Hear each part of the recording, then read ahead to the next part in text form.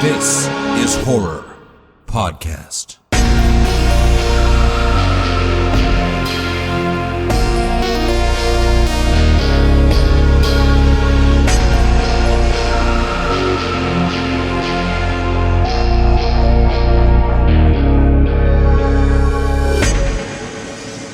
Welcome to This is Horror, a podcast for readers, writers, and creators.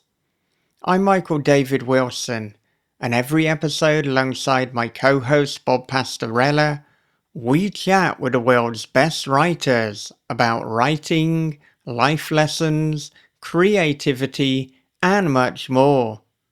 Now today we are chatting with Philip Fracassi for the first time in 8 years.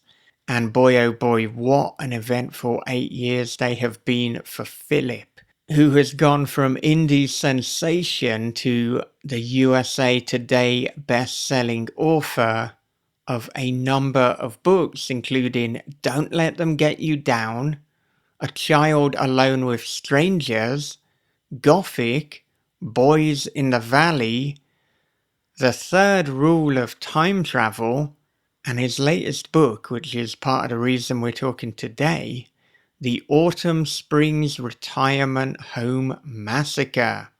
And in addition to that, other works include the short story collections No One Is Safe, Beneath a Pale Sky, and Behold the Void, which was named Best Short Story Collection of the Year by us. This is Horror.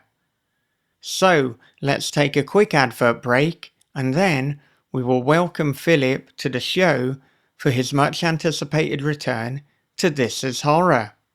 It was as if the video had unzipped my skin, slunk inside my tapered flesh, and become one with me. From the creator of This is Horror comes a new nightmare for the digital age, The Girl in the Video by Michael David Wilson. After a teacher receives a weirdly arousing video, his life descends into paranoia and obsession. More videos follow, each containing information no stranger could possibly know. But who's sending them, and what do they want? The answers may destroy everything and everyone he loves. The Girl in the Video is The Ring meets Fatal Attraction for the iPhone generation. Available now in paperback, ebook, and audio. From the host of This is Horror Podcast comes a dark thriller of obsession, paranoia, and voyeurism. After relocating to a small coastal town, Brian discovers a hole that gazes into his neighbor's bedroom. Every night she dances and he peeps.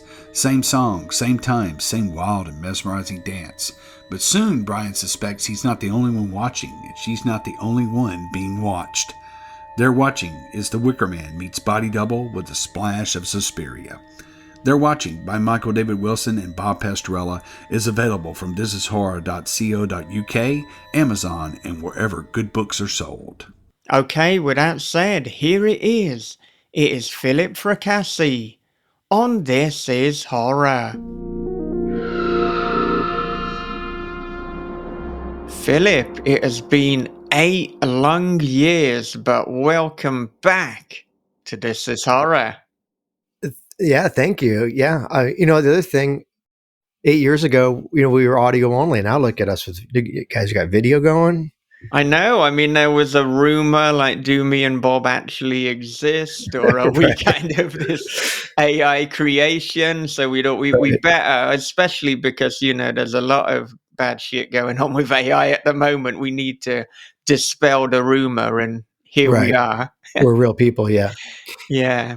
I guess the next step, as technology gets really good, is we'll have to meet up at a convention or something so you can see in person. Yeah, you guys are going to have to hit Meet Space. Going to have to get out there. I've been doing a lot of Meet Space lately, but we can talk about that with my new book. A lot of touring. Oh, yeah, definitely. And I mean, usually when somebody comes back, I would ask what the biggest changes, both personally and professionally, have been in that time. But it does seem an insane question after 8 years, but let's throw it out there anyway. Let's see what you give us. Yeah, well, like like we were talking about, I think when I was on last time, 2017, I only had one story collection out. I had a couple chapbooks, Mother and Altar, and then those were both collected in Behold the Void. And so yeah, since then I have released 6 novels, 2 additional story collections, and 3 novellas. Or two additional. I think Sakulina might have been out when we were. So yeah, so a lot of new stuff has come out. I think the biggest change for me is because I've had some success, selling my work to bigger presses. It has allowed me to start writing full time. I think when we were last spoke, I was still working in the film industry part time. So now, the last 2 or 3 years, I've been writing full time, which has been a blessing, and been able to really focus on getting more work out there. And yeah, that's been the biggest change for sure. And just having now, all these books out there and growing readership and having people discover my earlier work. And it's been really fun, and it's been very, very satisfying. Yeah, I mean, you say you've had a little bit of success since we last spoke, but as I understand it, you've now got publishing deals, or you've had publishing deals with 3 out of 5 of the big 5 publishers. Yeah, I haven't worked with Random House. I don't know who. I've worked with Hachette, or via their Orbit imprint, for my book, The Rule of Time Travel, and also Orbit UK, who I believe is under Little Brown, for a few titles. And then Tor Nightfire under Macmillan has been great. And I'm going to be. I haven't. It hasn't been announced yet, but I just signed a new deal. That for a book that's going to come out in 2027 that I'm excited about with a new Big 5 press. So unfortunately, they haven't made their announcement yet, so I have to wait. But yeah, it's been great. It's been like I said, it's been it's been a lot of work, a lot of things falling in place. A lot of things going my way, a little bit of luck, but yeah, the work has been getting out there, and I'm really grateful that these publishers have, put themselves behind me and supported the books, and I hope it keeps going. Yeah, I mean, last time you had a number of independently published works, and you were working with Jordan Kroll of Dunham Manor Press. Yeah. Now, as I said, you're with these bigger publishers. So, I mean, what were the first steps if we're to unpack that journey from going from indie to these big mainstream presses? Yeah, and in fairness, I am still publishing with independent presses. I've published 3 story collections with Lethe Press. My next story collection comes out next September, is going to be with Shortwave, who's doing really nice stuff in the indie space. Although they did just sign a deal with Simon & Schuster for distribution, but they've been doing great work. And so I kind of still dabble. I still work with a lot of some of those like boutique deluxe presses like Earthling and Thunderstorm and Levidian and Fantasia Press. I've had a lot of. I'm a book collector as well as a reader, so I love when somebody comes to me with the offer of, doing a beautiful edition out of one of my books. I always get excited. I would pretty much do it for free, but but that's always really fun. But to answer your questions, I think what happened was, I think it all hinges around a ski trip I took. I know you weren't expecting that. A ski trip I took in 2022, February of 2022. I just put out, or had I even put it out? No, I don't think I'd had any novels released at this point. I think it was just Behold the Void and and Beneath the Pale Sky, my story collections. And my agent was about to start shopping around a novel I had written called The Blue Butterfly. And in October of 2021, Earthling Publications put out a deluxe edition of my book, Boys in the Valley. And that was the first novel that I had ever published in any way, shape, or form, as far as like a deluxe, or as far as a genre novel or a novel with a third party, because I had self-published a book earlier. But so Earthling put that book out in October 21, and I think they did 250 copies. And my wife and I went skiing in Big Bear here in California, and we were coming down the mountain and going back into cell service, and my phone started blowing up, ding, ding, ding, ding, ding, ding, vibrating the whole thing. I'm like, what is going on? And what had happened is that a reviewer named Sadie Hartman, also known as Mother Horror, had read the deluxe edition of Boys in the Valley and had posted about it on Twitter and written something very nice about it. And then Stephen King retweeted her tweet and said, I'm going to buy it. And it kind of blew up. And everyone was like, what is this book? Who is this guy? How do we get hands on the book? And it was like the best of times and the worst of times, because Stephen King was tweeting about my book, but nobody could buy it because the Earthling edition had sold out like in 24 hours. So I have all these people emailing me and texting me and messaging me through Twitter saying, how do I get this book? And I'm like, you can't buy it. So what did happen is my agent said, instead of taking out The Blue Butterfly, let's pivot and let's take out Boys in the Valley, because now we have all this kind of like excitement going on right now with Stephen King and all these people. And let's play off that. And so we sent it to Tor Nightfire, and Tor within 2 weeks, I think within a few days, they had read it and said they wanted to buy it. And I think within 2 weeks we had an offer. And I tell that story because I think that was the moment that changed everything for me, because all of a sudden I went from indie short story guy to Big Five press guy. And I had sold a novel called A Child Alone with Strangers that I don't think it had come out yet. I think Child Alone with Strangers came out in November of 2022. And then Gothic came out in February 2023, and then Boys in the Valley came out in July of 2023. I'm pretty sure I got my timeline right there. So I had sold Child Alone with Strangers, but that was to another indie press called, Talos Press, which is part of Skyhorse. So that was, and then Boys in the Valley came out, and it did very well, and it kind of put me on the map with a lot of readers, and that was really that was the spark. And then from there, I had already written like 2 other novels.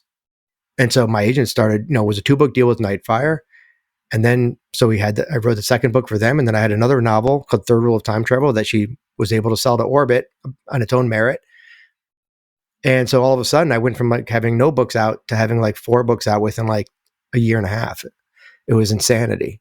And it was it was a lot, it was a lot, because when you put a book out, you're promoting the book, but you're also going through edits of the book with the publisher. And so I was like editing 3 books at the same time, and I was promoting multiple books at the same time, and I was trying to tour for Boys in the Valley and also promote these other releases. And so it was pretty crazy. It was a pretty crazy couple of years, but that honestly, I give, that's when I say when luck, because I think if Stephen King had not retweeted Sadie's post, if Sadie hadn't tweeted about it in the first place, who knows if I ever would have gotten a deal for that book. So I think that was the break, as it were, that I received.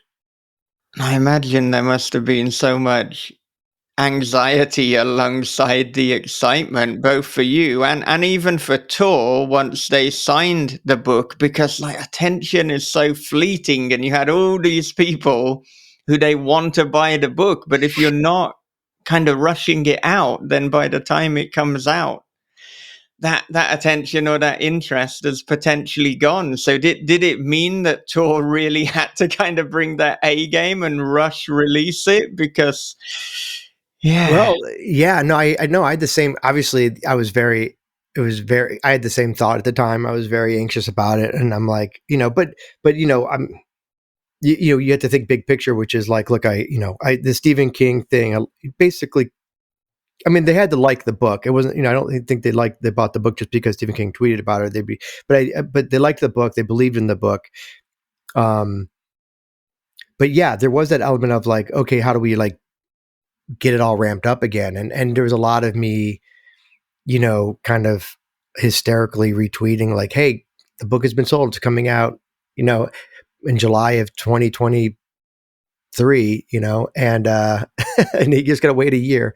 And people weren't too down with that. But I was like, hey, but in the meantime, you can read these other books I have, and people weren't too down with that either. They wanted the book that Stephen King mentioned. But Tor, yeah, I don't think they rushed it. They like I said, I think it took about a year. It came out like July 23. So from the time they bought it, probably in July of 22, give or take, maybe it was March 2022, somewhere in that range. So it took about a year to come out, which is pretty standard. Yeah, and it was just, but I was very fortunate. The book came out. It was not a lead title for Tor, meaning it wasn't one of the 1% or one of the handpicked 1 or 2 books where they say, okay, this is the book that we're going to put all of our resources behind. So it kind of came out, a little bit, it needed a lot of, put it this way, it needed a lot of pushing, from me. And so luckily I was getting really good reviews. Word of mouth was excellent. The book didn't come out with a bang, but it was consistently selling. It was had legs. People were talking about it. Reviews were very, very good, like I said.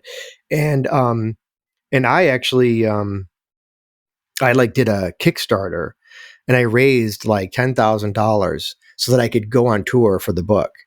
And I paid for, on my own, with my own money and my own, out of the Kickstarter, and then also my own money. And I did like a 30 plus city US tour for the book, just to kind of keep awareness up and make sure these bookstores knew about it, make sure people knew about it, get out there and meet readers. And that was, I think that was a great loss leader for me from a business perspective, from a career perspective, because that allowed me to kind of really get out there and meet a lot of people, meet a lot of booksellers. And I think it kind of paid off with like Third Rule of Time, with the, subsequent releases of Third Rule of Time Travel, and most recently Autumn Springs Retirement Home Massacre. And so it was a debut novel basically, because it was the first real Big Five, book that I had. But I got out there and I hit the ground, hoping to kind of like keep it going. And it's done really well. It's one of those books that people keep talking about, people keep discovering it. It's been a really consistent seller, which has been gratifying. And I understand the initial idea came out of a Jason Bloom pitch session, or you were preparing to pitch a number of ideas. So tell us a little about that. Yeah. So around 2010, give or take, I was a little more focused on screenwriting than I was on fiction writing. And I had written like a Lifetime movie called Girl Missing. I had written a few movies for Disney, and I had an opportunity, kind of fell into this opportunity that I got to go kind of pitch Blumhouse on some screenplay ideas. I basically met Jason. We had a meeting about something completely different. And he was like, hey, you should come in and pitch my head of film on some of the stuff you have going on. So I only had a few ideas at the time that for movies. And so I was, to your point, I was, I was like spending some time I was doing a lot of reading. I was scouring the internet. I was basically idea hunting, because I wanted to go into this meeting with like, 8 or 9 pitches. I didn't want to go in with 3 pitches. And during that period of scouring, I came across an article on the internet called Boys in the Valley. And it was this article about an orphanage and at the turn of the century, and where half the boys had like disappeared and mysteriously disappeared, kind of like a Roanoke situation. And no one really knows why. And the orphanage was shut down, and some of the boys were sent to factories, and some of the boys, were sent to other orphanages, and the priests were dispersed. And I was like, well, that's interesting. I wonder what happened. I wonder what happened at that orphanage. And that is what became my idea for Boys in the Valley, which was, well, in my mind, it was demon possession took place, and boys turned on boys, and it became like a bloodbath. And so that the church like swept under the rug, probably. So yeah, so that was how it came about, and I did actually pitch the idea to Blumhouse. They actually did like the idea, but it never really went anywhere from there. And I've since had some success selling things for film adaptation, and but interestingly, Boys in the Valley is still not been picked up for that, even though that was kind of it had sort of the early it had a lot of that early energy going. I think the kid on kid violence is a little too much for people when it comes to movies. But we'll see. Maybe I'll find a daring filmmaker and daring studio who's willing to take a risk. Yeah, I mean, there's an awful lot of appetite for coming of age horror, particularly after the success of Stranger Things, I think has really escalated that. And of course, the It movies. But yeah, like you say, children as protagonists, good. Children beating the shit out of them, brutalizing one another. Yeah, hard to sell. That's what it is. It's because I made the same comment. I was like, "Come on, Lord of the Flies, it," and they're like, "No, that like yeah, to a degree, Lord of the Flies, but we're talking. It's not the kids dying that's the problem. It's the kids killing the other kids that's the problem. You have 8, 9-year-olds attacking other 8 and 9-year-olds, and I think that's where a lot of studios I've met with have been like, yeah, I don't know what else you got." Yeah. But maybe I hope that one day my dream is that Mike Flanagan turns it into an 8 episode mini series at some point, but I don't know if that's going to happen or not. Well, it's like with weapons; they're okay if the old kids beat up someone who's older than them. But yeah, if it's other kids, nah. Yeah. It's specifically the kids hurting other kids. Yeah, which I thought was kind of interesting. I'd never. Obviously, I didn't really have a big problem with it, but I was kind of like, no, I'm surprised. I thought, yeah, I mean, it's a horror movie. So we'll see. But like I said, I've got a lot of irons in the fire on that side of things. So I'm willing to kind of like wait it out for the right opportunity. And of course, the other thing that you've done since we last spoke is you were mostly writing short stories and novellas, but I mean, not only are you writing novels, but each of your novels, they're kind of in the 400 or 500 page realm. So you've completely gone long form. So what was the impetus for that? Or was it a conscious decision, or was it more that the stories that presented themselves just were longer form? Honestly, when I was with my first agent, so this is probably 2017, right around the time we last met, 2016, 2017. I'd only written short stories, and he said to me, which I'll never forget, he said, "You can continue to write short stories and have a very nice hobby, or you can start writing novels and have a very nice career." And I understood what he was getting at. And I said, well, I love writing short fiction. I don't want to give up writing short fiction. But I also, let's see what I can do in the long form. world. And even my short fiction, for whatever reason, I have a real hard time writing anything under 9,000 words, even if it's a short story. But I'm long-winded is the point. So, yeah, so I wrote A Child Among Strangers first. And that was my first crack at a genre novel. And that ended up being 170,000 plus words. And, it took a 600-page book. And then, I think it was, then Boys in the Valley. I think, Blue Butterfly was next, which hasn't come out yet. Third Rule of Time Travel, etc. And, but yeah, so I do focus more on long form, but that said, I'm still writing short fiction. I really do love it. And it's not something I'll ever give up. I might have 3 short story collections. I have a fourth short story collection coming out next year. Also coming out next year, Levidian's putting out a retrospective of my first 10 years of published fiction, called Decade of Darkness, which is going to be like 63 short stories, a lot of which haven't been published or collected. So I'm still writing a lot of short fiction. I have a novella coming out next year that's been sold but not announced. I have another novella coming out probably in 2027.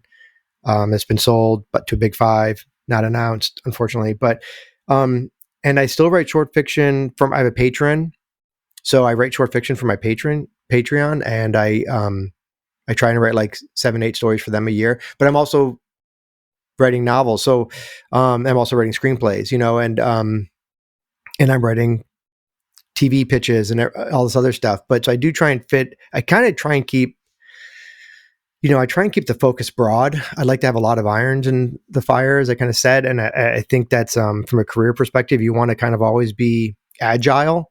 I wrote a comic book for Creepshow that just came out last week. So, but I think if you were to ask me what's my number one focus, I would definitely agree that it's novels. And, because that's what pays the bills, is what keeps the lights on, honestly. So, and I enjoy writing novels. I've gotten good at it. I think when I wrote Child Alone with Strangers, I'd already written 3 novels before I wrote Child Alone with Strangers. They were non-genre novels or literary novels, but in my 30s, I wrote like 3 novels, and it was hard for me. I don't know how great they were, or how good they were. Child Alone with Strangers was really fun to write. And I think when I started writing, Boys in the Valley and Gothic, I forgot. No, I wrote Boys in the Valley and I wrote Gothic, and I wrote, I all of a sudden I was like, hey, you know what? I'm kind of getting it now. I'm getting to a rhythm with this. I know what I'm doing now. I know how to sit down and get this done. So that was kind of exciting. And so, yeah, so I enjoy writing novels as well. So I've just kind of worked it into, my day and my schedule. But yeah, I think I have a novel coming out next year, and then a novel already sold for 2027. So I would like to do at least 1 novel a year, but I would also like to keep doing short stories, and other stuff too. So I'm going to try and keep it pretty diversified if I can. But yeah, the novels are what keep the lights on. And hearing all of this, I mean, it's no surprise that you've said you're now writing full time, because I can't conceive of how you would fit all of that in if you weren't doing it full time. I mean, it's a little bit difficult to conceive how you're fitting it all in anyway. But yeah, I'm wondering, at what moment did you decide to go full time? Was it before or was it after the? Dude, the second I could pull it off, I was like, I was so eager. But also, I mean, a couple things. One is I'm blessed to be in a situation in my personal life where I could leave my day job, my union, day job in film production, and write full time. What I mean by that is I have a grown kid who doesn't need, me to take him, drive him around, or take him to stuff, or even, I don't have to like change his diapers. He's 25. He's good. I have a wife who has a full-time job, who was a big, supportive and has insurance for me, and my son's mother has insurance for him, so that was a huge reason why I was able to do it. But even then it's like, okay, well, I need to make enough. I need to know that I'm going to be able to make enough to cover my nut, as South Park put it. And what happened is I'd made that 2-book deal with Nightfire. And that was when I said, okay, I'm looking at the math. I think I can pull it off, because based on some other stuff too, I had a few stories optioned for film and TV, so I was getting option money. So yeah, I thought it was a good time to make the leap, and because I knew I had like enough buffer where I could kind of like see how the next year went, as it were. And then if the next year went okay, then I could maybe do another year, and so that kind of stuff. And then I was able to, one of my movies was made, which was my story. Alter was made into a feature film by A24. It's coming out next year. And that kind of like gave me enough financial freedom to just be like, okay, I think I'm good now, and I can just start writing full time. So it was all these, like I said, going back to the beginning of our conversation. What if Sadie had never tweeted about Boys in the Valley, and King had never retweeted it, and Tor didn't like the book or whatever it is, like, I don't know where I'd be right now. I don't know if I would be doing this, at least not doing it full time. So a lot of things had to go right, and my situation had to be right, my personal situation. So I'm very, very fortunate. I'm very grateful. I'm very aware that I kind of had all this stuff go right for me. But I'm also, I give myself some credit. I know that the books were good enough. The stories were good enough. My work was good enough to catch with some of these people and to allow me to make this leap. So yeah, that was kind of how I got from writing short fiction to, kind of full-time writing novels and all this other stuff. A little bit of luck, but also a lot of work. I had to have the novels in order to sell them. I had to have the stories in order to option them. So it's a combination, and I had to have the personal situation in order to kind of make that leap. So yeah, kind of a combination of hard work and luck, Yeah, and you've got to think too that with the release of Alter coming, that should bring further attention to you, and hopefully attention from a brand new audience, seeing as you've got all the A24 crowd. And yeah, I'm curious about that. Because because I was just talking about this with somebody, and I have a couple of my short stories have been announced for film. Death, My Old Friend was announced a couple of years ago, and I don't know if that's even happening, but Alter has been made. And then Failsafe, my short story Failsafe, is being made by Bad Robot, with Brie Larson starring and JT Molnar directing. And I don't know. I think it's like, when those movies, like when Alter comes out, will people make the connection that that's a short story in my book, Behold the Void, and will they go seek it out? I think maybe a small percentage of people might, but I'm definitely going to be trying to connect the dots for people. Don't get me wrong. And A24 is actually going to be putting out a special edition of the short story, the A24 Publishing. So I think that'll help. But yeah, but it's like, I know that if I were to have one of my novels adapted, I think there'd be more obvious, connection for people, like, oh, that movie equals this book. I'm going to go check out the book or check out the writer. So hopefully, there's some positive blowback, as it were, from when the movie comes out. But I'm not really expecting much. But I do I have a novel with the novel I just put out has also been adapted for film. And if that gets made, I think that would be a big boost, because then I think people would, make the connection more easier. Like Bird Box. The movie is Bird Box the book. It's pretty, it's more clear cut. So, but yeah, I'm hopeful, and we'll see. I haven't been in this situation before, so I'm kind of curious to see how it plays out. And it's interesting too to hear that A24 will be putting out a special edition of the story. So just the story, just the one story. Yeah, I mean, well, technically it's Alter. I mean, it's not going to be the whole collection. Behold the Void is what I mean by that. Is so they're going to put out. And I don't know if this has been announced either, but whatever, it is now. But yeah, they're going to put out Alter, and they're going to put out. I actually wrote a sequel to Alter called The Fate of Nero, that was never collected in any of my story collections. So that will also be in the A24 special edition. So that's kind of fun. So there'll be the two stories.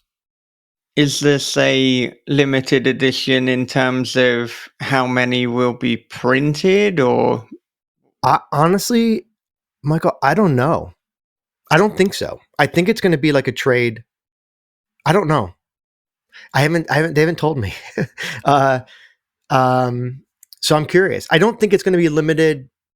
I think it will, but I don't know if it's going to be, because I don't know if you've seen the Tim Wagner novelizations for the 3 X movies.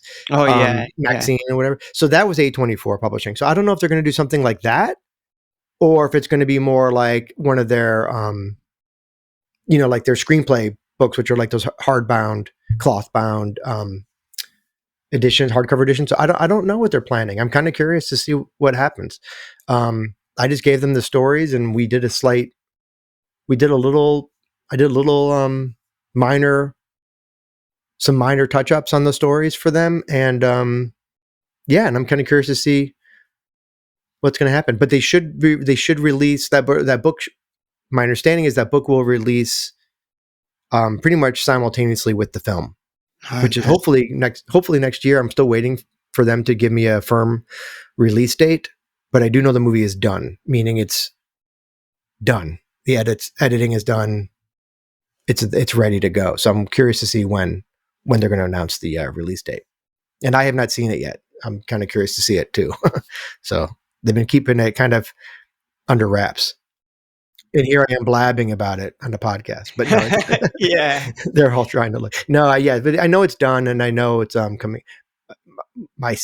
Everyone's assumption is it's coming out next year. But I'm source material guy. I'm like the last person to know anything. I am not high in the food chain. If there is a totem pole, I am kissing dirt.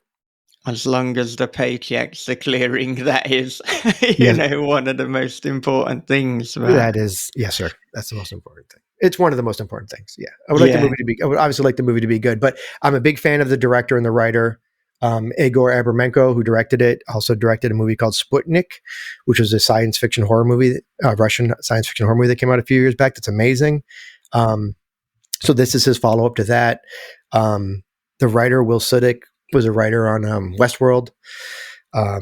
So I got to work really tightly with those guys. And it was a lot of fun to get into it with them and develop that story. So, so I'm a big believer, and I know A24 knows what you're doing. So, they put out some good movies. So I'm very curious to see, and I have seen some footage because I was on set for a while. So I got to see a lot, I got to see a lot of what they were filming. I got to see the sets. I was given a tour of everything, the props and all that stuff. So I have an idea, but I haven't seen any of the actual final footage. So I'm very curious. Well, I am completely curious as well, and I'm hoping it will come out next year, because that's my understanding. Just waiting for my representation people to get the actual release date. Yeah, and literally very long-term anticipated, because I think even like last time we were envisaging what could a movie of Alter look like, and hoping that would come to fruition. So they've done it under a decade. Yeah. It's fun. Yeah. Because I mean, Alter, we talked about my progression from short story to novel or part-time to full-time and all that. But yeah, Alter was the story that broke me, I guess. That really was the first time when I published that little chapbook with, as you mentioned earlier, Dunham's Manor Press. That was the story that kind of put me on the, I don't want to say put me on the map, but it got me, it put me out there. People knew, a lot of people were hearing about that story, and all of a sudden, like, who's this guy? What's the story? Because the story was getting a lot of word of mouth. And to your point, I never thought that story would be adapted for film. I was really surprised that of all the stories and books, that was the one that made it to the finish line first. But yeah, the director had a vision of what he wanted to do, and and they did it, and it's pretty cool what they did. And the best part is the story is still intact. They didn't just steal one little part of the story. The story is pretty much all there. And what they did was they just kind of like added to it, extended it.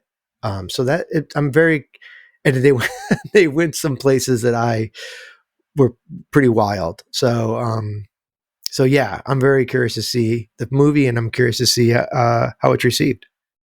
And maybe off the back of that, we can finally see some kid-on-kid violence, and they'll be like, Come on, what, we're gonna now adapt Boys in the Valley. That's what. Yeah, yeah. Unfortunately, there's no kid. Yeah, I mean, I guess the only kid-on-kid violence you really see is like the bullying thing, and people love the bullying stuff. It's in every, and I'm not a fan of the bullying stuff. I just think it's so overdone. But yeah, I as far as TV and film, obviously in real life, it's horrible, and I don't support it. Don't cancel me. But yeah, I'm hoping, man. I'm really hoping. I mean, I just need to find somebody who is like, okay, with the darker material, but I know this, whatever it does, if it ever does get made, it's not going to be for a lot of money. It's not going to be, a big studio movie, I don't think. So, but who knows? Maybe we'll find somebody to throw a couple $1 million at it and go shoot in a warehouse somewhere. Who knows? Well, fingers crossed. Yeah, fingers crossed. And you mentioned before, of course, changing literary agent, and you're now with Elizabeth Cobbs. So I want to know a little bit about the when and the how of that. So my first agent, my first agent and I just didn't get along. And, he wasn't very nice to me, would be the way I would put it. And I think I had, and at the same time, I was dealing with a publisher that wasn't very nice to me. And being a new writer, new to the scene, newly published, new agent, not knowing, much, if anything, I just kind of made the assumption that that's how it was. That agents were, aggressive and abusive, and that publishers were aggressive and abusive, and that's just how it was. And I didn't, and it got to a point with both of those parties where I said, I don't know if this is how it is or if this is not how it is, but this is not how it's going to be for me. And I cut ties with the agent, and I cut ties with the publisher. And that was a big deal. That was my first agent. And I said, enough. You can't talk to me this way. I won't be treated this way. And I won't be disrespected this way. And same with the publisher. It's like, I won't be talked to this way. You can't talk to me like that. And I don't care if it's my only book. I don't care if you're my first agent. Like, I don't care if I never publish a book again. I'm not going to be treated like this. And so I cut ties. And my book went out of print. Behold the Void went out of print. And I was agentless, and I was publisherless. And, I didn't know at that time. I was like, well, maybe that's it. And when I found out over the course of time, was that agents aren't that way. They're actually supportive, and they're actually on your side, and they're actually there to help you with your career and to, in a positive, constructive way. And I've dealt with other publishers and who have been, much better and much more writer friendly, and much more respectful. So I mean, I only say that so that people who are listening realize that you don't never settle and never take shit from somebody, just because you don't want just because you're so scared about not having a career, because you'll find people who will treat you better. And so I went to another agent who at the time was Laird Barron's agent. I was with her for about a year. She was great. She was very helpful. She was on the, she was at the tail end of her career. She was kind of like half retired.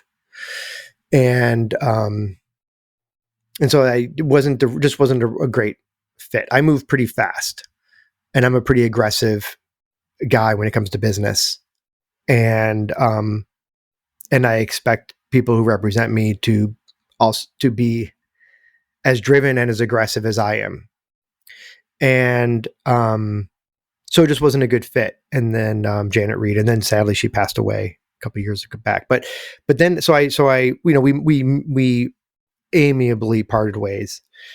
And I'll tell you how I got Elizabeth, because it's a great story in the sense of it's the most mundane it's the most mundane story that I could possibly tell, and therefore I'm going to tell it, because this is for people who think it's all some sort of magic or some sort of secret society stuff. I literally Googled literary horror agent, and Elizabeth was the first name that came up. And she was still working for Maria Carvanis agency in New York City, and she was the first name that came up. And I went to her website, I got her email, and I sent her a 1-page query for A Child Alone with Strangers, which I had written, but not sold at the time. And then, this is the truth. I swear to God, this is the truth. And then right after I emailed her, I messaged like 5 or 6 writer friends of mine, one of whom was Andy Davidson. And I said, hey, I'm looking for a new agent. Would your agent be interested in maybe looking at a query letter from me? Could you get, and Andy replied and said, oh, you should definitely send it to my agent, Elizabeth. And I said, dude, I just emailed her like 10 minutes ago. This is a true story. And he was like, oh my God, let me email her. So whatever. So she emailed back and said, would love to read the book. And I don't know if that's because of Andy Gold starring me or just because she loved the query. I had to ask her. But, and then she read the book, and actually had interest from a couple agents at that time, because I'd reached out to a couple people, and she loved the book, and she said, let's take it out. I wouldn't change a word. And so that was enough for me. And that was like, so we're talking now, it was probably 2018. Right around there. So and I've been with her ever since. And now she has her own agency. And I went with her when she left her agency and started on her own. And I know Andy did as well, and many other. Now she has signed a lot of horror writers since then, and she's kind of growing her business, and she's been great. And what I love about Elizabeth is she works as hard as I do, and I work pretty hard. So we're a good team. And I've been going back to that word, just been very fortunate, very lucky. I mean, it took three swings of the bat to get the right person, but very happy with my agent and now, now I have film reps and managers and lawyers and all this stuff. But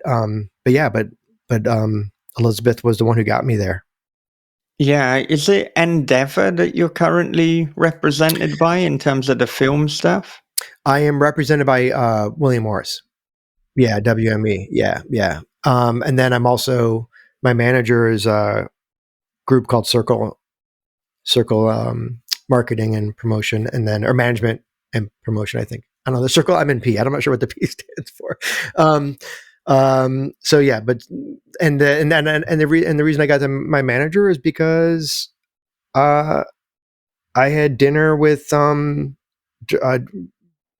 Duffield, who's a wonderful writer and director, and he had written the script for my short story Failsafe for Bad Robot, and we were having dinner, and I mentioned that I was looking for management representation, and he got me in touch with his guys, and so again, it's just all like, I don't know, I don't want to say luck, but it's all just like these things kind of falling in place, and WME coming on board has been amazing. So it's nice now to have people helping you and to have a bit of a team behind you, versus doing it all on your own. Like, I'll give you an example. When I optioned, what story was it? I can't remember what story it was. I think it was The Wish.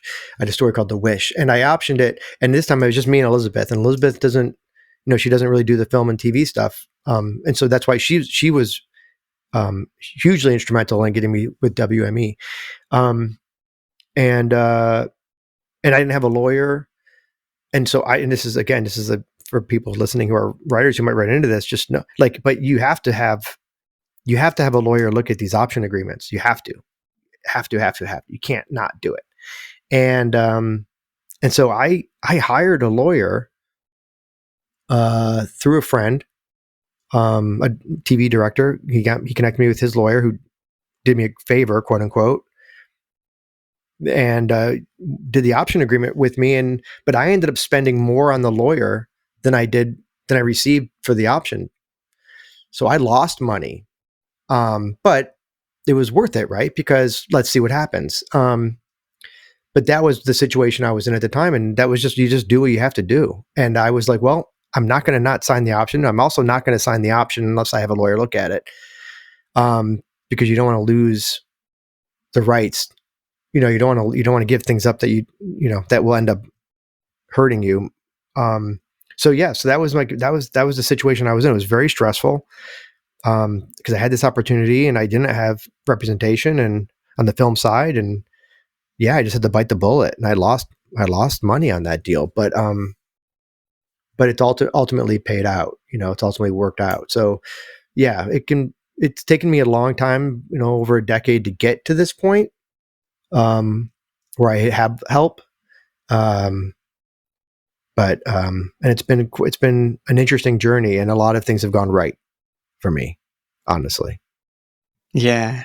And when you look at the literary side and you look at the film side, obviously they're all kind of connected and entwined in terms of the bigger picture, in terms of your career and the trajectory that you find yourself on. So I'm wondering, do you have meetings where kind of all of you meet up to discuss, like, what is the Philip Fracassi plan? What are we doing here going forward? Or is it more that, you have one conversation with Elizabeth, you have another with William Morris, and you're kind of feeding back to one another?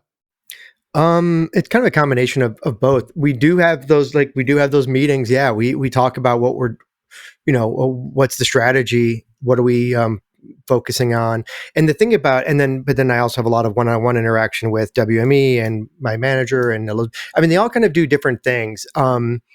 So for example, my manager is really about, and I'm only going through this because I think it might be interesting for writers out there who want to know what the difference is, because I didn't know what the difference was, 2 years ago. So, my manager is really about more like career focused. So I'm doing a lot of what they call generals, or I'm doing a lot of just general meetings with different studios and producers and writers and directors. I'm just meeting a lot of people, and they're getting me out there. They're like making people aware of me. They're getting me on people's radar. They're making sure that people know about my work.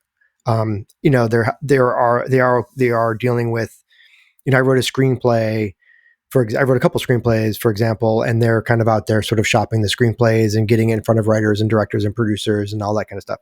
So they're more big picture on kind of the career. Whereas William Morris, endeavor, for example, they are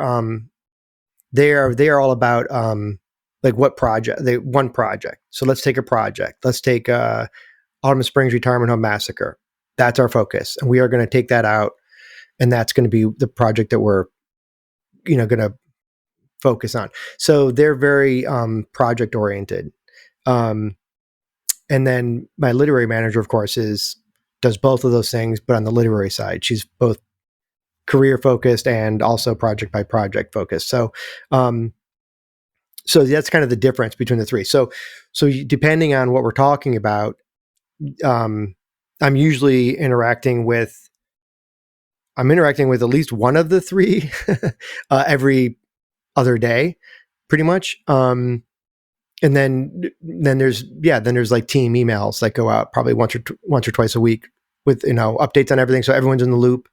Everyone knows what's going on with this project or that project and stuff like that. You just want to make sure everyone's aware of what I'm up to, so that no one's caught off guard and there's no conflicts and stuff like that. So yeah, it's been really great, and I'm so appreciative of them because they've been blessing for me, and they all work hard. They're all been very supportive, and I'm hoping it's going to start paying off maybe next year. We're going to see a lot of the fruits of those labors, as it were, over the last couple of years. We've been kind of building up, trying to get me more exposed to that world, and so it's been great. And with so many aspects for you to work on, from the writing to the Patreon to redrafting to coming up with original material, I want to know a little bit about what your current writing routine looks like, but I also want to look at the kind of bigger picture in terms of the weekly routine or the monthly routine. How are you structuring all of this? Yeah, it's interesting you put it that way, because for me, it really is more like what am I doing this week versus what am I doing today? And another thing is, give everything I just said with the movies and the big five, but I'm still reliant. I'm very, very much reliant on that Patreon to pay my monthly bills. I know that sounds insanity, but that's the reality. A lot of this stuff is smoke. It's a lot of like deals, or going to be deals, or it could happen, or it could be this, or it could be that, or but you're not. It's hard to get. It's a whole nother level to get to a point where you're in a comfortably financial situation. Like even with movies getting produced, you're not talking. It's just I'm still very reliant on things like the Patreon, which was really what more than anything allows me to keep writing full time, to be honest. And then you hope that something else big happens. Maybe next year, maybe 2 years, you get another movie gets made, or you get another big five deal, or whatever it is. But those things aren't happening every week. They're happening every other year if you're lucky. So you get that money is distributed over period of time that you have to kind of like budget. So anyway, I just want to make it clear on.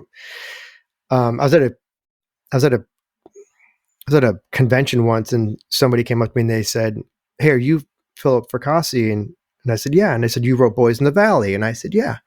And man, I love that book. It's doing really well. And I said, "Yeah, it's doing okay. Thanks, kind of thing." And they're like, "So." And then we were talking about this is such a stupid story, but then we were talking about the NFL package, because I'm a big Detroit Lions fan, and they were like a big football fan. And I said, "Well, I prefer the $99 package because it's it's more affordable, and I had to wait to watch all the games. I can't watch the games until they're over, but I'd rather only have to pay the $100 versus pay the $300 that you have to pay to watch them live." And they're like, "What are you talking about, dude? Aren't you rolling in money because of Boys in the Valley?" And I'm like, "What are you talking about?" And they're like, "What? That book's everywhere." And I'm like, "No, you have a very, you have a large misunderstanding of how much authors make on their books." And it's so, no. So I thought that was interesting. He's like, "Yeah, I thought you were like a millionaire because Boys in the Valley did so well." And I'm like, first, yeah, no. And Boys in the Valley didn't do that well, if I'm being honest. But anyway, it's kind of funny sometimes to hear for those misconceptions. But as far as my routine, yeah, So when I was working in the film and TV production, the way I had to work was I would work on a TV show. Like I'd work on Star Trek Picard or Why Women Kill or Yellow Jackets or whatever it was. And I would call it 4 months, give or take. Sometimes longer, sometimes, we're between 3 months and 6 months. And I couldn't write during that time because when you're working in film and TV production, you're working very, very long hours. You're working odd hours, meaning you're getting up at 1 a.m. and working till, 4 p.m. You're sleep deprived. You're not writing is my point. You're working like 15, 16-hour days. So my routine would be that I would do a show. I would store that, save that money. And I would say, okay, how much time can I take off to write? And I would be like, okay, I can take off 2 months, or I can take off 3 months if I really don't spend any money at all, don't go out to eat or anything. And that was when I would write. In those 2 or 3 months, I would write like a fever, just completely throwing myself into it because I knew I only had a period of time and then I had to go back to work and I wouldn't be able to write anymore.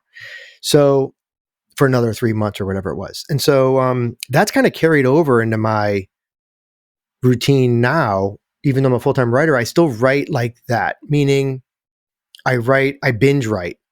So when I start a novel, for example, I will work very, very hard and work a lot of hours on that novel until the novel is done. And I will write it as fast and furiously as possible. So I'll write, like I wrote Boys in the Valley in about, the actual writing of the novel, meaning I had the outline finished, took about 4 weeks for me to write that book. After I, call it 2 or 3 weeks to do the outline, 4 weeks to write the book, which is very fast for me. And then, so it takes me about 4 months from conception of idea to turning it into a publisher to write a novel. So when I'm writing a novel, so call it for about 6 to 8 weeks, all I'm doing is writing that novel. It's all I'm doing. And I'm working on it talking about 10 hours a day, 6 days a week. I always try to take 1 day off a week. All I'm doing is writing. That's it. And it is like blinders. When I'm not writing a novel like that, I'm doing a lot of different stuff. So my routine is I'm at my desk at 9 a.m., give or take, sometimes earlier, sometimes a little later, depending on how late I'm up the night before. And I'm there until 6 o'clock, with a lunch break. But I'm working on everything from it, but a lot of it can be administrative stuff. Like I'm returning emails, I'm talking to, agents or editors, or I'm reviewing materials, or I'm doing social media promotion, or I'm blah, blah, blah.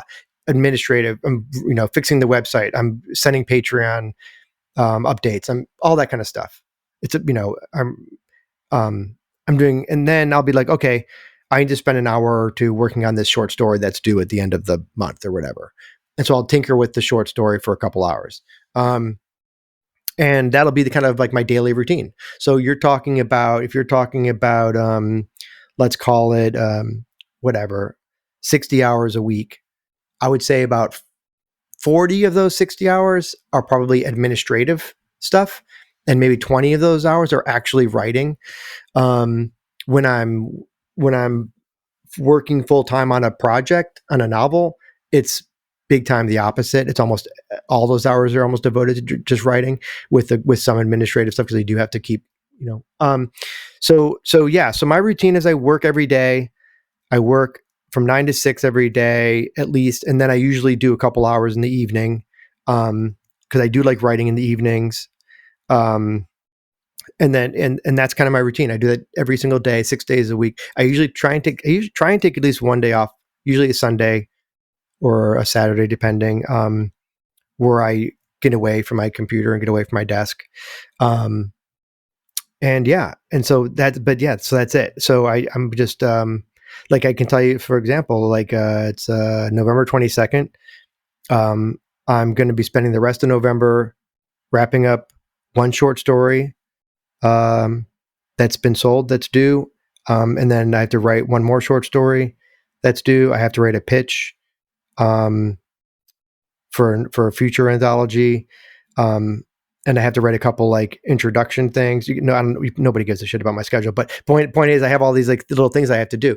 But my goal is in my head, I'm like, I have to get all that done by the end of November, because starting December 1st, I'm writing Gothic 2. I'm writing my next novel, which is the sequel to Gothic called Gothic: The End, which is coming out in April of 2027. And I have to turn it in by the end of March 2026. So that's to give you just to put you in my headspace. So that's kind of how I'm trying to get all this little stuff off my plate, because December it's going to be all about writing this novel, and that's going to be full time. And that'll probably be full time for December and January, and probably February too, just because of the holidays. There'll be some travel and stuff involved. But so that's kind of my routine. I hope that's helpful and wasn't completely boring for people to listen to. I think it's really useful, and I think this is exactly the kind of minutiae that people of This Is Horror want to hear. And so we've got a lot of detail in terms of the writing, and when you're in writing mode. I'm wondering what happens when you're in publicity and marketing mode.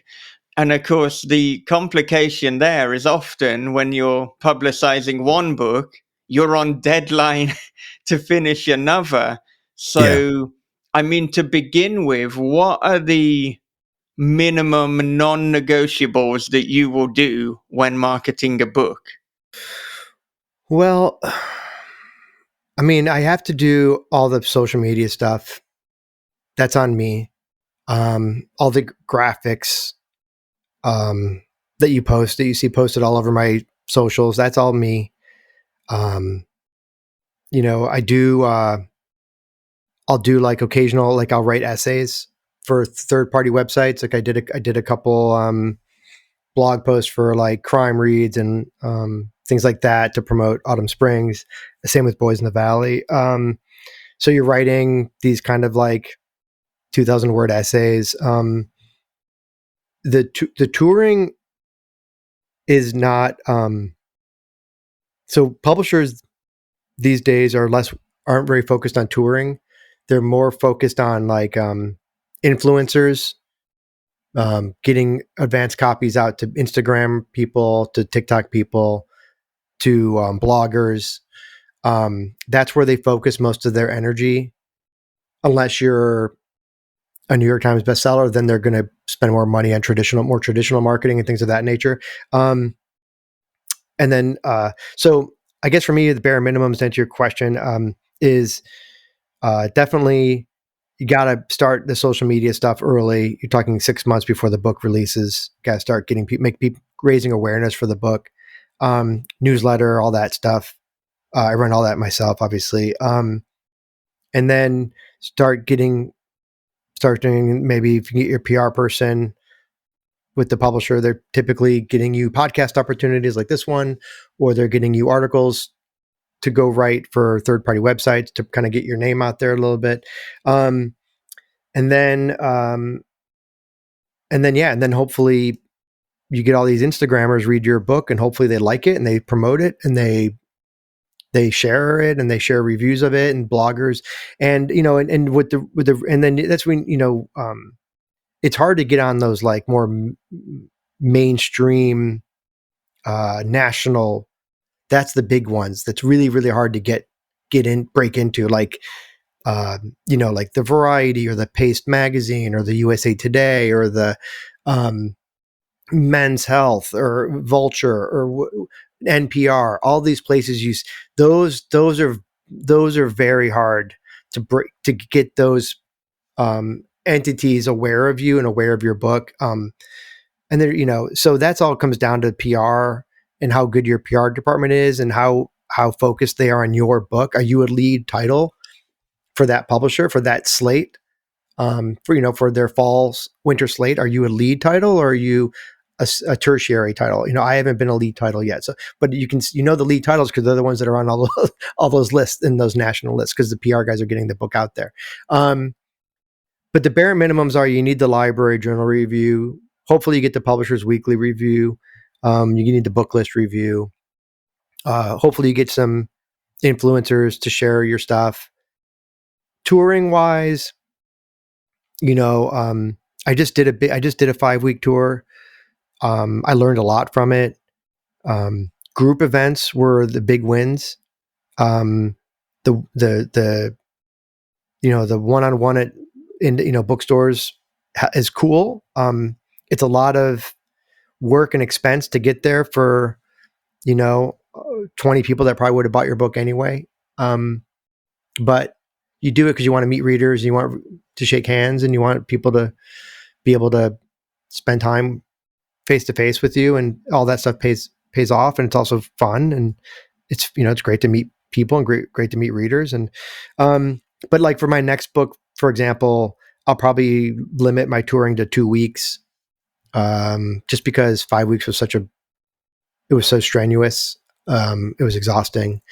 And by the end I was done. I was toast. So yeah. So anyway, so I guess to answer your question, I hope I'm answering your question. So yeah, I would think you got to get those big trade presses. You try your best to get on those, to get those national awareness, but that's up to your publisher. You can't really do much on that on your own. Or if you have a PR company, you can hire a PR company, but even then it's tricky.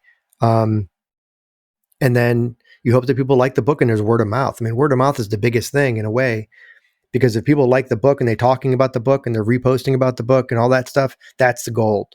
That's how Boys in the Valley has been able to keep chugging along, because people keep talking about it and people like the book, and they're talking, I just today I was on Instagram and I was reposting like 5 or 6 people who were posting about Boys in the Valley. Book came out 2023.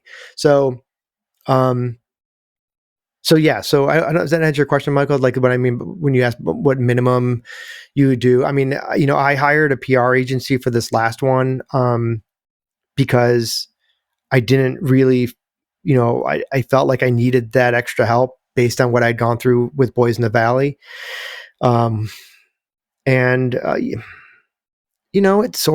helped. It was a lot of money.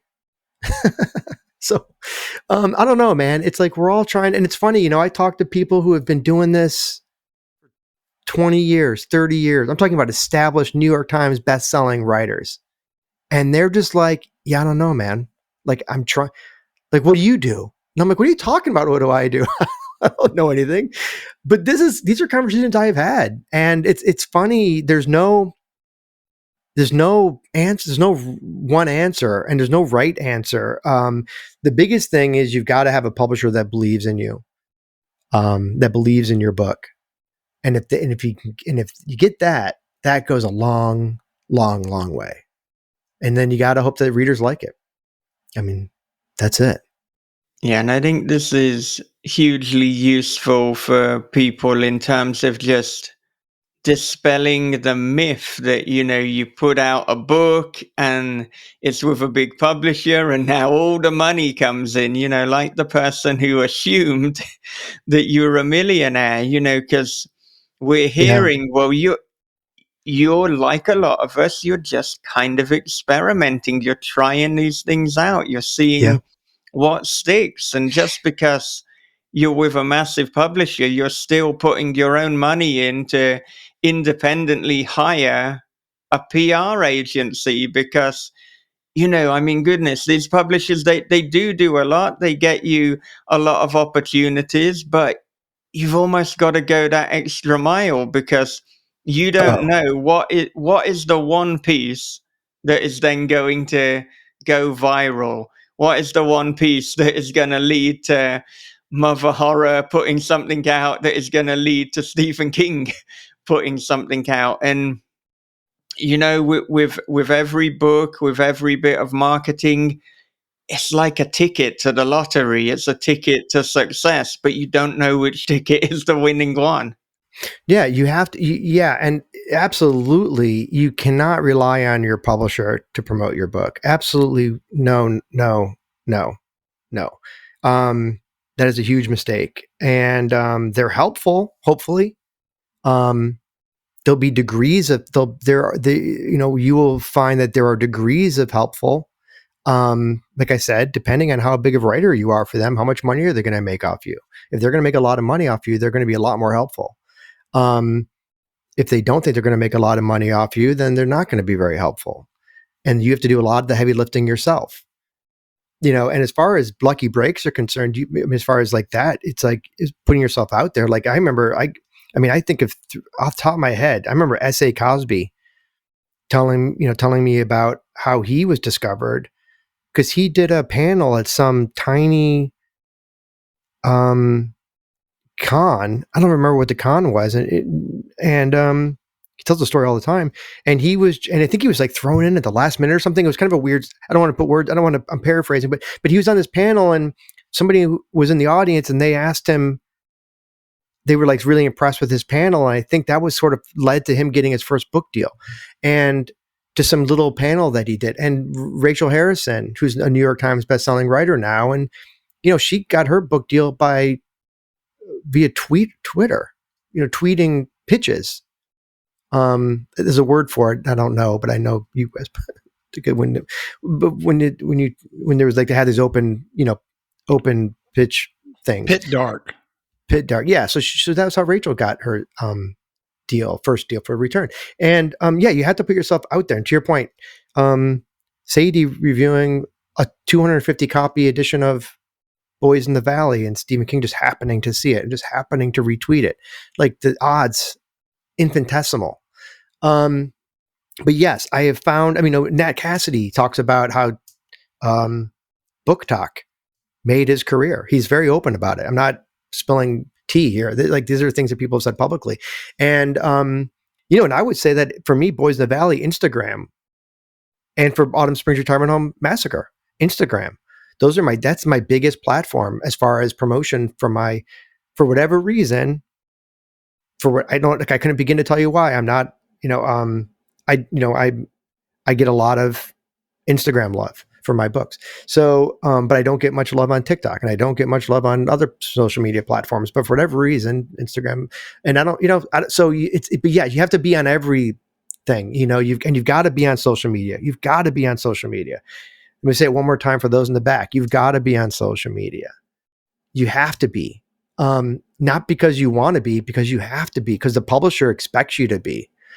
And if you don't have a social media presence, there's a lot of publishers that will hold that against you, who would maybe not even, they could, like, I can tell you as a fact that there are publishers who won't sign you if you don't have a strong social media presence, if you don't have a strong following. So it sucks. I get it. I know that people want to, people don't want to run their own company. They want to create art. So do I. But I also want to create, because I want to create art, I have to run my own company. It's reality, and I feel bad. I feel bad saying it, but it's sort of true. And I just think that's the day and age we live in. There's so much competition. There's so many writers. There are 1 million books a year being published, and you've got to find a way to get your voice out there. And unless you're cool, look, if you're cool, if you have a day job that you love, that's fulfilling, and you just want to write because you love writing and it's passionate, then and you're not worried about making it a career, then that's fine too. Then do your thing. I'm talking about for those who are looking to make it a full-time career, for making it a job like I do. It's a ton of work. It's a ton of work. My wife helps me. It's a business. We're constantly packing up books. I'm constantly posting. I'm constantly, I'm running the website. I'm doing stuff that, it's like I said, I'm making graphics. It's running your own business. And then I write, I squeeze in the writing, and that's just the way it works. That's the way it works for me anyway. I mean, maybe there are other authors who have a better system, but that's the way that's the way it works for me. And it's gotten me this far, so all I can hope is that if I keep working hard and I keep writing, that I can continue to do this, because it's taken me a long time to get to this point. This has been a lifelong dream for me since I was a little kid, looking at the Stephen King's face in the back cover of, The Talisman or whatever. I want to be a writer. Thank you so much for listening to part 1 of our conversation with Philip Fracassi. Join us again next time for the second and final part. And if you want to get that and every other episode ahead of the crowd, become our patron at patreon.com/thisishorror. In a few days, we will be talking to Joe Hill, who recently released the brand new epic novel, King Sorrow. So if you want to submit a question for Joe Hill, and indeed everyone else who we talk to on This Is Horror, patreon.com/thisishorror is the place to be. Okay, before I wrap up, a quick advert break. From the host of This Is Horror podcast comes a dark thriller of obsession, paranoia, and voyeurism. After relocating to a small coastal town, Brian discovers a hole that gazes into his neighbor's bedroom. Every night she dances and he peeps. Same song, same time, same wild and mesmerizing dance. But soon Brian suspects he's not the only one watching, and she's not the only one being watched. They're Watching is The Wicker Man meets Body Double with a splash of Suspiria. They're Watching by Michael David Wilson and Bob Pastorella is available from thisishorror.co.uk, Amazon, and wherever good books are sold. It was as if the video had unzipped my skin, slunk inside my tapered flesh, and become one with me. From the creator of This Is Horror comes a new nightmare for the digital age, The Girl in the Video by Michael David Wilson. After a teacher receives a weirdly arousing video, his life descends into paranoia and obsession. More videos follow, each containing information no stranger could possibly know. But who's sending them, and what do they want? The answers may destroy everything and everyone he loves. The Girl in the Video is The Ring meets Fatal Attraction for the iPhone generation. Available now in paperback, ebook, and audio. As this year draws to a close, I want to go on record as saying 2026 will be the biggest year for the podcast so far. And after 13 years, it is time to go big or go home. And I have no intention of going home, or quite frankly of going back to my day job teaching, if I can help it. So next year, we are going to see the most episodes of This Is Horror podcast in a single year. And we're also going to be more active with videos, both in terms of full interviews on the YouTube channel and clips on places like TikTok, YouTube, and Instagram. Now, I think what sets This Is Horror podcast apart is that my aim is, and has always been, to help writers become better writers. That is why I am so concerned with writing routines and creative philosophies. I think the inclusion of video clips on social media is going to really help with that. And if you want me to help you personally with your writing through my editorial services, email me, michael@thisishorror.co.uk. Let's see if I'm a good fit for you. So that is about all for another episode of This Is Horror. Do follow us on the social media platforms that I mentioned earlier for complimentary and inspirational videos. That's youtube.com/@thisishorrorpodcast, TikTok @thisishorrorpodcast, and Instagram @thisishorrorpodcast. Alright, well that does it for another episode of This Is Horror.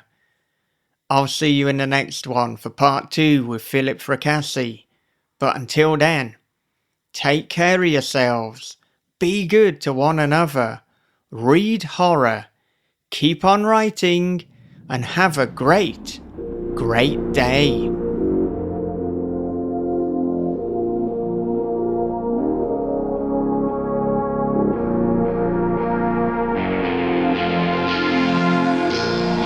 This is Horror Podcast.